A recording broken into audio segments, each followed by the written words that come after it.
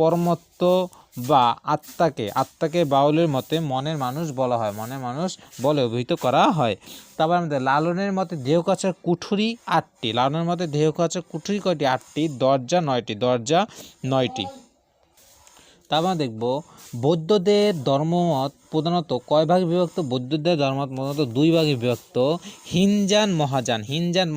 বৌদ্ধদের ধর্মমত 2 ভাগে বিভক্ত, হিনজান মহাযান। তা দীপসাই বহুরী একটা বাক্য, দীপসাই মানে অংশ চর্যাপদের, যে কি বলেন, দীপসাই বহুরী কাউহি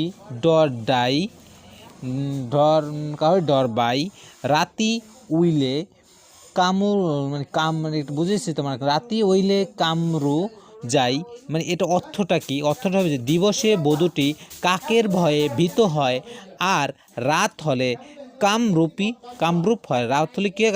দিবসে বধূটি কাকের ভয়ে ভীত হয় আর রাত হলে কামরূপ যায়। তারপর চর্যাপদের আদিকবি আদিকবিকে লুইপা।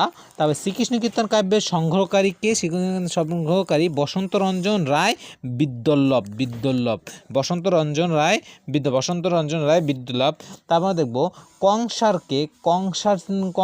কংসারী ছিল শ্রীকৃষ্ণ। কংসারী শ্রীকৃষ্ণ।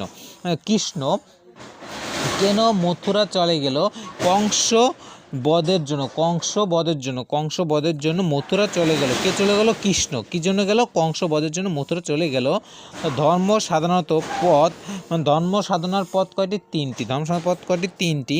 কর্মমার্গ, জ্ঞানমার্গ, ভক্তিমার্গ। ধর্ম সাধনার পথ 3টি। কি? কর্মমার্গ, জ্ঞানমার্গ, ভক্তিমার্গ।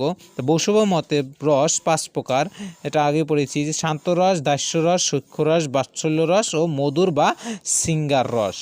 আমরা দেখব যে বিদ্যাপতি, যে কথাটা আমরা বলছিলাম, বিদ্যাপতি কি ভাষায় বা কবিতা রচনা লিখতেন? বিদ্যাপতি কি ব্রজবুলি ভাষায় কবিতা লিখতেন। তার একটা যে উচল বলিয়া অচলে চড়িতে পরিণু অগাধ জলে।